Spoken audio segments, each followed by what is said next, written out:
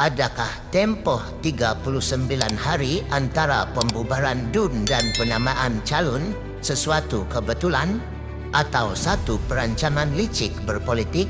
Tonton penuh supaya anda bukan sahaja tahu fakta, malah faham di sebalik tabir yang jarang dibincangkan.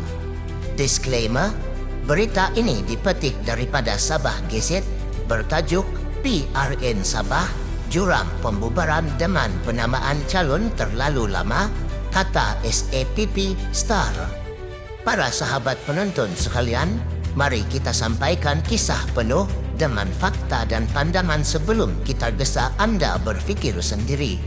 Kota Kinabalu, dua parti politik tempatan Sabah, iaitu Parti Progresif Sabah SAPP dan Parti Solidariti Tanah Airku Sabah Star, mengemukakan kritikan keras terhadap jurang 39 hari antara pembubaran Dewan Undangan Negeri DUN Sabah dan tarik penamaan calon bagi pilihan raya negeri PRN ke-17, iaitu tempoh yang dianggap terlalu panjang dan belum pernah berlaku dalam sejarah politik Sabah. Menurut laporan The Star, Presiden SAPP Datuk Yong Teck Lee menyebut bahawa jumlah keseluruhan masa dari pembubaran hingga hari mengundi adalah 53 hari, hampir menyentuh had maksimum 60 hari yang dibenarkan oleh Perlembagaan Negeri Sabah. Yong menegaskan bahawa tempoh begitu panjang ini adalah yang terpanjang sejak jangka masa pilihan raya negeri dikurangkan daripada 90 hari kepada 60 hari sejak tahun 1980-an. Menurut laporan Borneo Post Online, beliau mencadangkan bahawa wujud keperluan bagi parti-parti dari Semenanjung, khususnya PKR, untuk menggunakan tempoh tambahan itu menyelesaikan konflik dalaman dan pertikaian calon di peringkat negeri dan bahagian.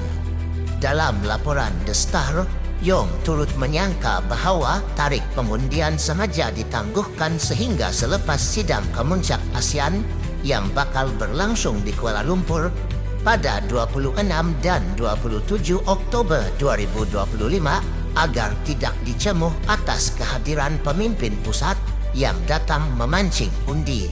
Sebagai bekas Ketua Menteri, Yong turut memberi amaran bahawa kerajaan negeri dalam status caretaker atau interim berisiko menangguhkan pelaburan swasta dan menjejaskan aktiviti ekonomi Sabah.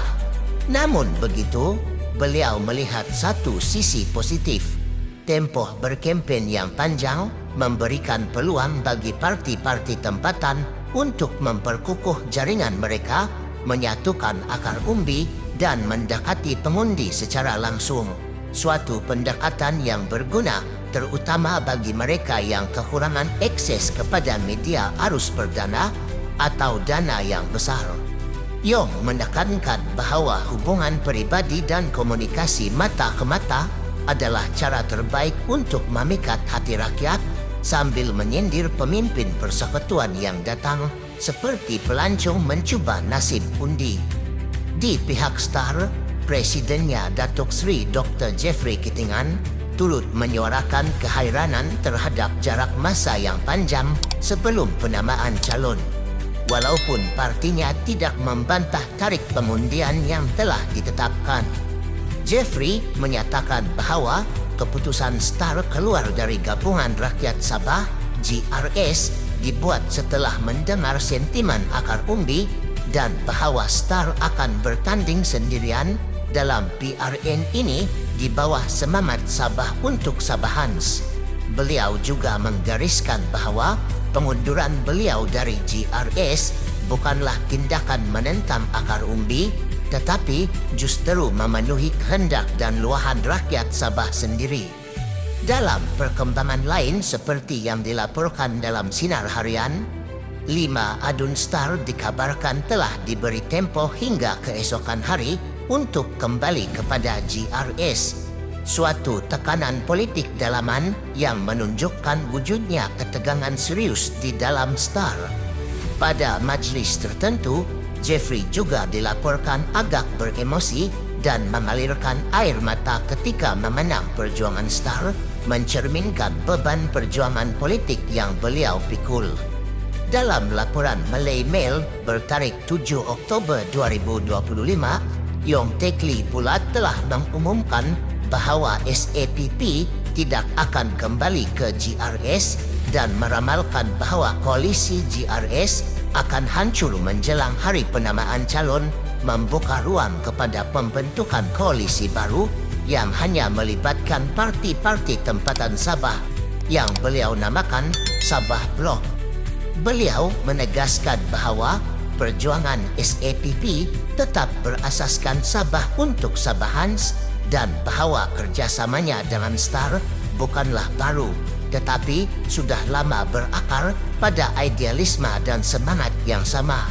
Secara rasmi, Suruhanjaya Pilihan Raya SPR telah menetapkan bahawa hari penamaan calon untuk PRN Sabah ke-17 adalah pada 15 November 2025, manakala hari mengundi ditetapkan pada 29 November 2025.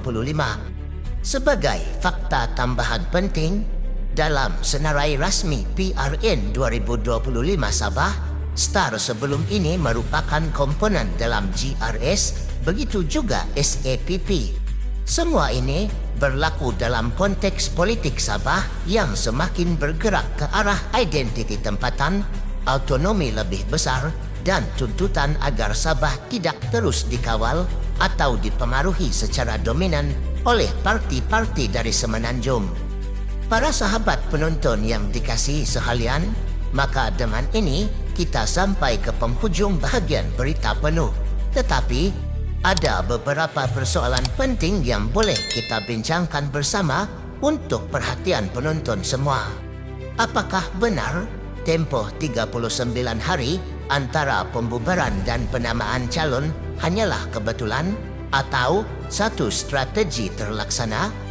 Adakah ia sengaja dirancang supaya parti dari Semenanjung mempunyai ruang selamat menyelesaikan perebutan dalaman mereka, meninggalkan parti tempatan di Sabah terkejut dan kurang bersedia? Jika benar, adakah ini menunjukkan Sabah masih dipinggirkan dalam politik pusat? Kemudian, jika Star memutuskan keluar GRS dan mahu bertanding bersendirian, adakah ia langkah berani atau satu kesilapan strategik?